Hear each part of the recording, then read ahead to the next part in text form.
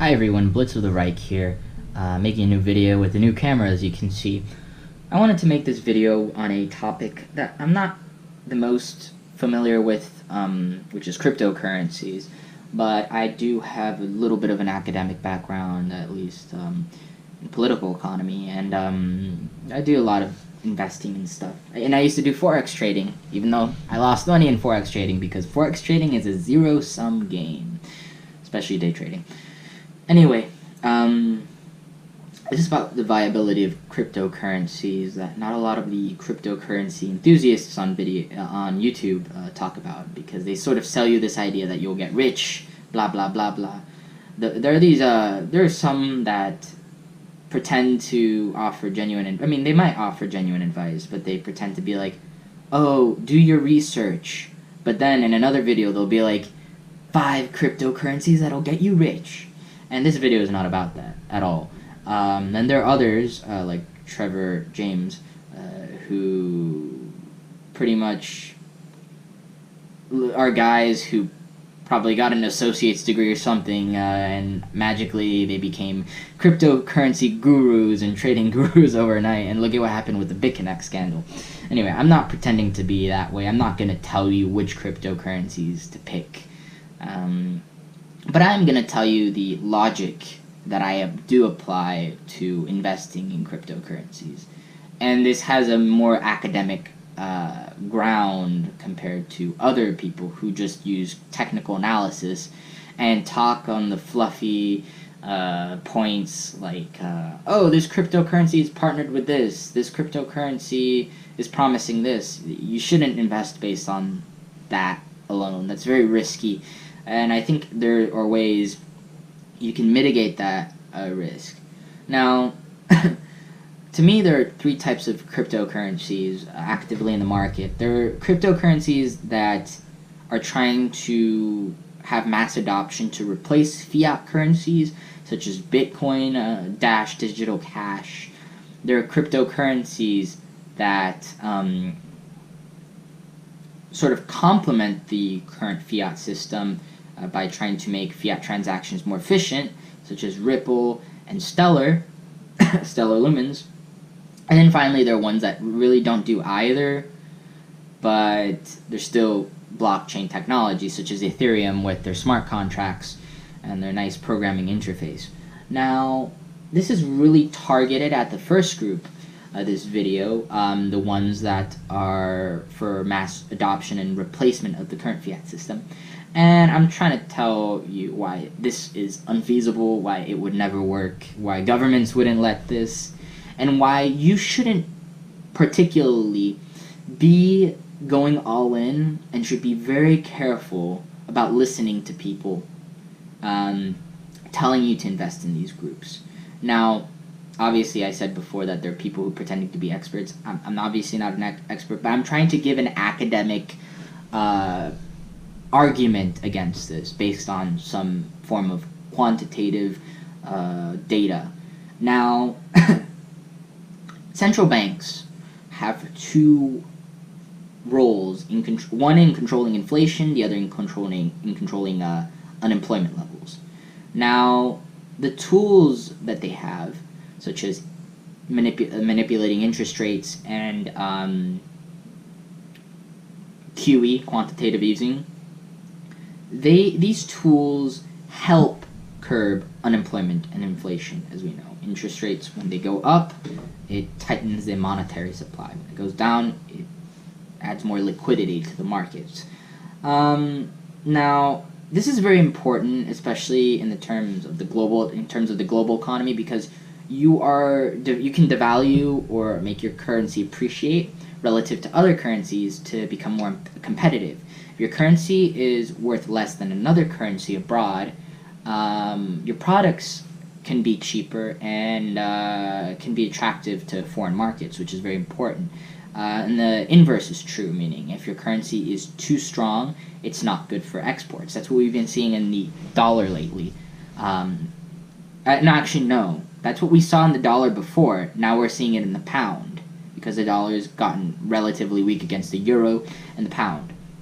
So, currency appreciation and depreciation is very important in competitiveness, international competitiveness of exports and imports.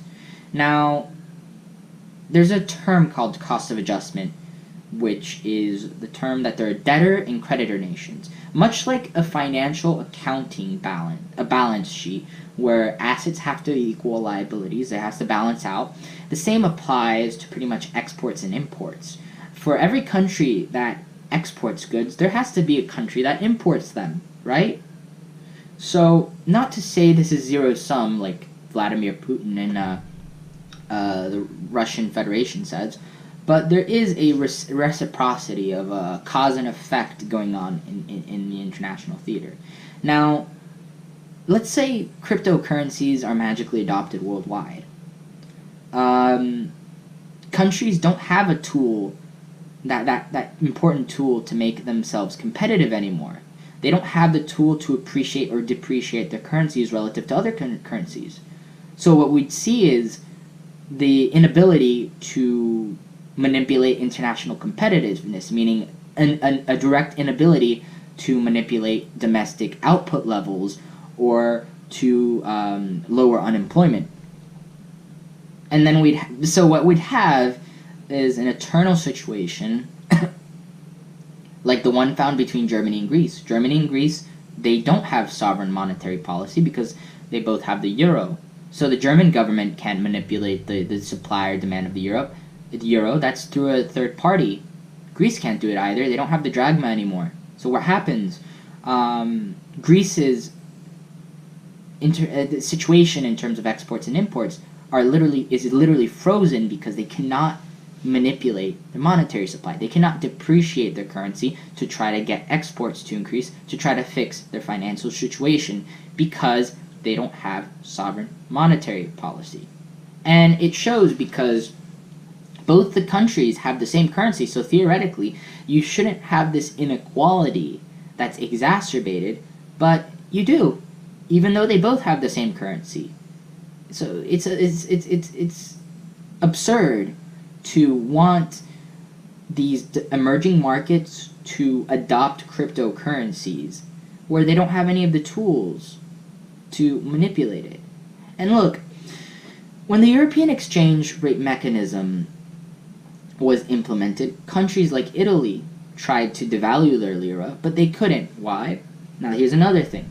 You have a thing called the impossible trinity. I said it on my Venezuelan video, why the economy is doing terrible.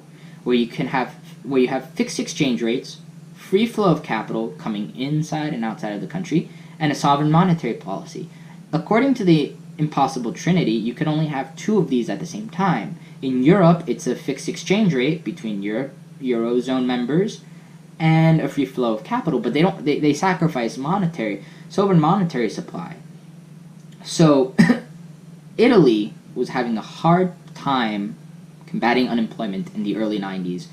And as a result, they tried to combat this by setting up the impossible trinity, by making it where they had fixed exchange rates through the European exchange rate mechanism. They had free flow of capital to and from the country, and they manipulated their interest rates. And what happened? Initially, nothing happened. But they were able to eventually devalue their currency and make their exports more competitive, and they were able to attract more output to their country, which helped alleviate their situation. Because reality, the German reunification really screwed up the European economy. When people blame Germany, it's not far-fetched. Germany actually caused a recession in Europe in the 1990s because of their tightening monetary supply and their exorbitant privilege in exports. Germany is now don't get me wrong, I'm not saying that debtor countries and deficit countries are I'm not saying that surplus countries and deficit countries are a bad thing. But when you have imbalances where one country is doing all the exporting and gaining all the surplus and all the other countries are in deficit, that's not healthy for long-term growth. That creates resentment because all the employment in the zero-sum sphere of the international economy is going to one country all the competitiveness in the international theater. So this is why a lot of cryptocurrencies that pretend to want to replace, or to even want to be used as a commodity currency, are a bit far-fetched. The Bitcoin, people call it gold and silver, and it's ridiculous because the Bretton Woods system. Sorry about that, everyone. I had an intruder in the room. So that's part of the reason the Bretton Woods system traded short-term stability for long-term depreciation and appreciation, where you have crazy fluctuations. At least with the foreign exchange market that we have today with the fiat currency system, which is actually relatively new, we have a situation where currency fluctuations are constant, but they're not these huge upswings and downswings at 30%. Even with the Brexit situation, you had like a 10% move, I'm not sure, but usually you have like a 1 to 3% daily move in volatility in the foreign exchange markets, because now you have a situation where you don't have a situation where a lot of countries are violating the impossible trinity. You have a situation where they have free capital. They don't have capital controls, but they have sovereign monetary policy and free flow of capital.